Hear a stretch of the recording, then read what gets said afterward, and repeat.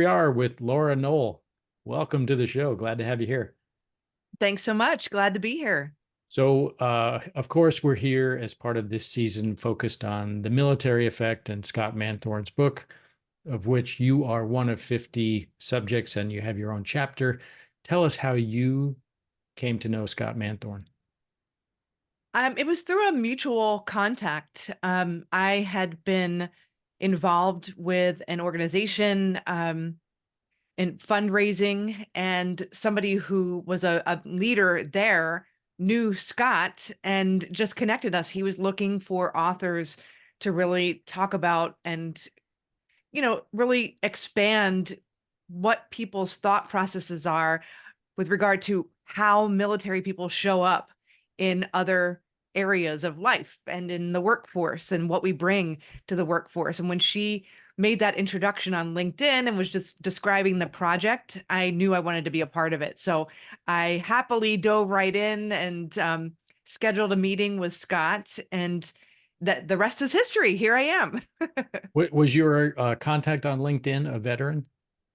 No, actually, she wasn't. But she knew that I was, and knew Scott, knew that he was looking for veterans. And she said, I couldn't think of anyone more perfect and better suited for this than you. And I was really grateful that she thought of me and connected us. LinkedIn is that new tool that it's not so new anymore, but that tool that didn't used to exist that allows this sort of really quick networking to take place. Yeah, 100%. Many of the opportunities that I see come across my feed, I mean, I was able to leverage due to that LinkedIn connection. So it's been wonderful. Uh, Tell us what you're doing now. Brag about your business a little bit. Okay. So now I'm an organizational psychologist and executive coach. So I work with leaders and teams, helping them sort of break down the silos and communicate more effectively. I coach those C-suite leaders and executives and managers so that they can communicate more effectively with their teams and leverage their talents and develop leaders around them. So I'm really passionate about that. I also work as adjunct faculty at William James College, which is huge with psychology and organizational psychology. I recently graduated from there and got my doctorate there, my PsyD in leadership psychology with a focus in neuroscience. So I infuse all of that into my coaching and to any collaborations I work with. And I also train and coach coaches and leaders to have a better coaching mindset. And I teach them how to draw out from people instead of kind of telling people what to do. Really, how do you get curious? What does that look like? How do you ask impactful, transformative questions that really help unlock people's potential? So, a lot of things I'm really excited about, and that's what I'm working on now. How did this business come about for you? I was in the military and I was at my last assignment in Hawaii. I was a leadership school commandant at the time. And I was feeling a bit anxious because throughout the years of my career, I knew that I would have to retire at some point, but I didn't know what I wanted to be when I retired. And so I was collecting all of these degrees and certifications and thinking, well, maybe I'll try this. And if I maybe I'll land on this and I'll feel passionate about it. And all the while, for a few years, and this was key to unlocking what was inside of me, I kept having this nudge to get yoga teacher certified. And I was used to, while being in the service, using tuition assistance to get my degree and to, move forward in my learning. I wasn't used to really investing a lot of my out of pocket money to take other trainings and things. It's just not what I was conditioned to do. So for a few years, I kept having this nudge to get this yoga teacher certified certification. And I thought, oh, Laura, what are you going to do with this?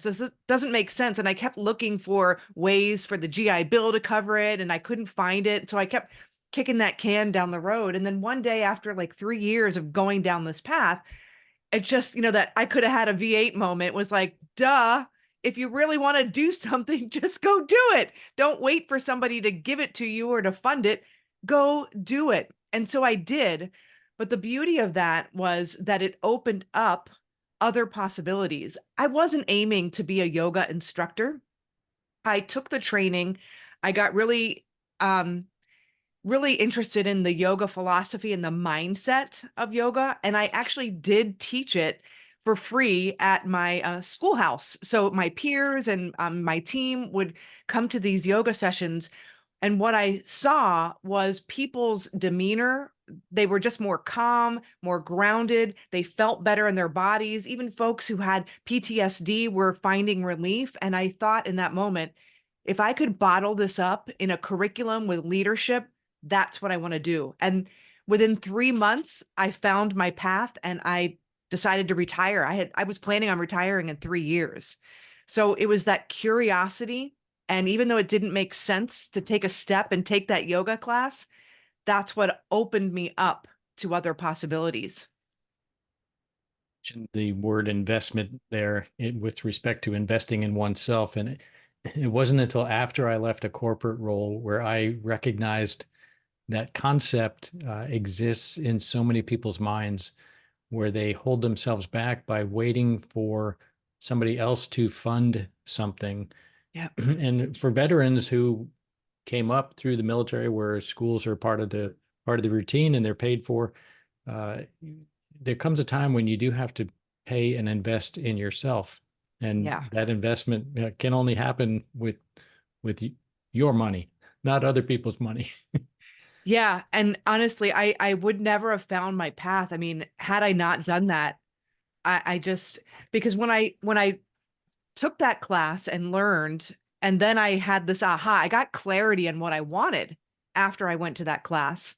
And as soon as I got that clarity, when I saw the mechanism, the certification that I wanted to actually teach that infused all of these elements with leadership and mindfulness and that it just when I saw it, I knew that was the thing.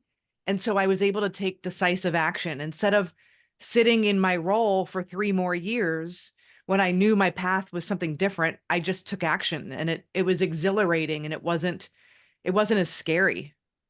Did you know you would be starting a business? No, not at the time. I just was kind of following my curiosity to see, what stuck and what I felt passionate about. But as soon as I had that aha, oh, if I could bottle this up in a curriculum, that's when I knew that I wanted to go out on my own and do something different. Um, and that's when I dove in with both feet. I don't come from an entrepreneurial family. I didn't have an entrepreneurial background. But when I found a certification course that helped me get started, I was all in, and I didn't overthink it. I didn't get stuck in worry. I just took decisive action, and that's when my business took off, and I was able to replace the income that I was earning as an E9 stationed in Hawaii, like in a really short amount of time. Would you say that's been the differentiator in your success, that ability to take the decisive action, or are there some other business lessons learned for people who may be considering going out on their own or starting their own Yeah. business? What were some of those lessons learned? For me, and my research in leadership psychology is about intuition and learning to leverage it and trust it and take decisive action with lessons from it. And that's what I did. That's ultimately what I did. I didn't allow the the naysayer in my mind. You're not an entrepreneur. You've never done this before. Where are the clients going to come from? I just focused on what I wanted and the lifestyle I wanted to lead and the way that I wanted to serve. And I would listen to my intuitive guidance, just like that nudge to take the yoga class. That was intuitive guidance. It was getting louder and louder over the years. I was ignoring it. But when I finally listened, even though it didn't make sense, it that's what I'm tapping into. Yes, I'm an analytical person, my background and the things that I loved in my leadership psychology program were statistics and analyses. But what I also know to be true based on my research is that analytical mind and that decision making is important in business. It really is. But that intuitive aspect in our mind is equally as important, particularly when we are in an environment that is unknown to us and we're setting goals that we've never achieved before. We need to tap into something else in addition to our analytical mind, and that's the intuition. So where do the clients come from?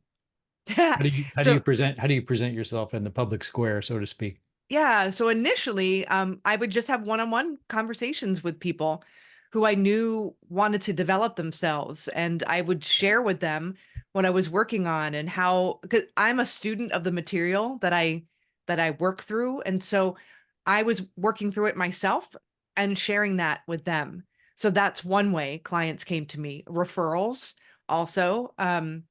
I also probably around 2017, which is when I started my business. 2018, I was running ads on Facebook. So that was also attracting clients, people who I didn't know previously. And so clients would come on board in that manner. Being visible on platforms like LinkedIn and delivering value, giving without the expectation of getting. Just when I'm excited about something that I learned, particularly in my doctoral program, how can I boil this down and deliver it to people that's usable for them? So I want them to have wins. So I would do events where I'm sharing everything with everybody. I'm not one of those people that's like, oh, and you can do this, that, and the other. But if you work with me, then I'll share with you the how. I share the how, and I want you to take advantage of it. And I know that coaching people who are fine tuning their skills. Olympic athletes have coaches. If we really want to fine tune ourselves, we know the value in having a coach to help us. So, I would share what I know and hope that people learn from it. And then lastly, giving that value and people finding me on LinkedIn and just asking, "Hey, I see you're local. Would you be open to teaching a class and or facilitating an event here?" And so we collaborate in that way. So that's been really wonderful as well.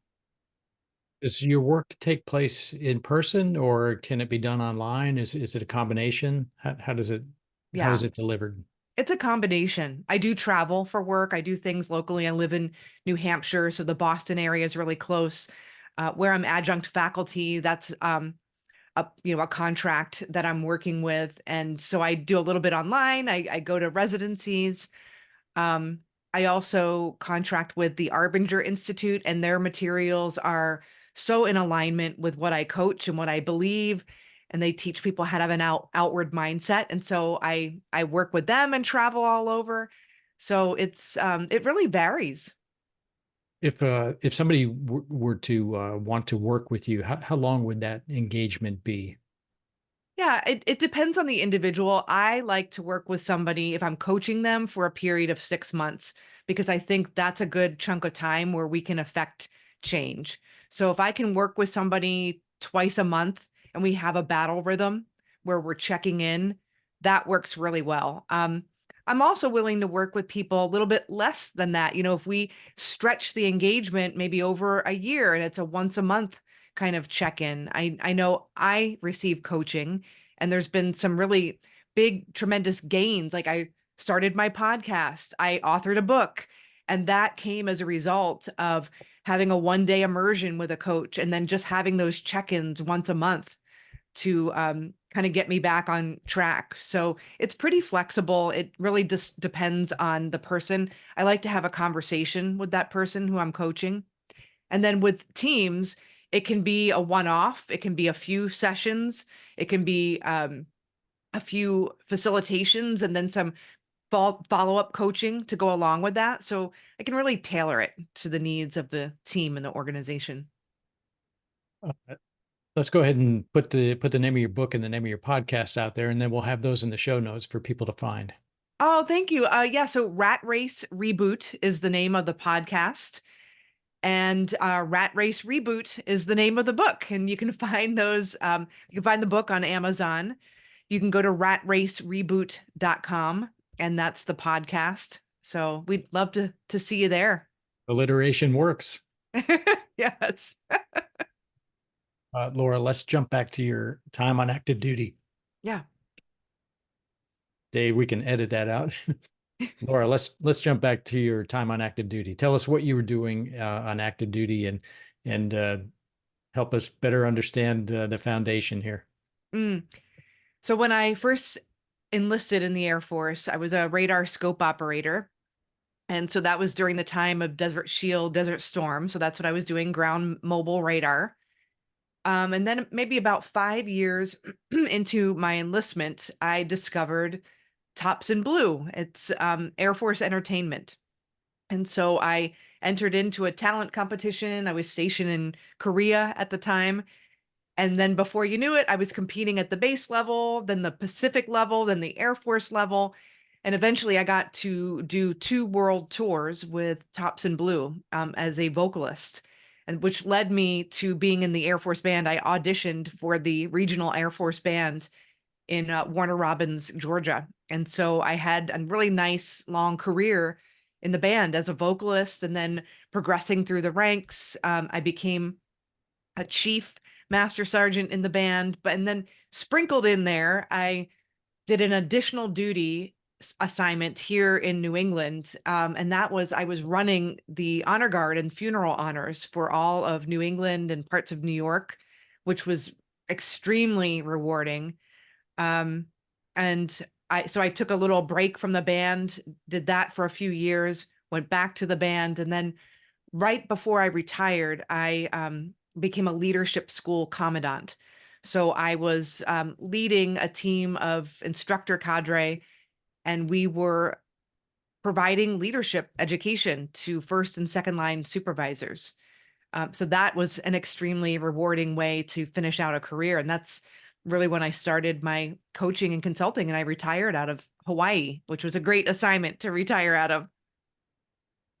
That's a career that not many people can experience to do a world tour as a vocalist for the Air Force.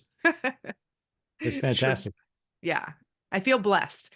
I had a really, really blessed career, lots of varied experiences from, music to working in NATO, to, being in the Pacific, to just different leadership roles. So it really was a wonderful career.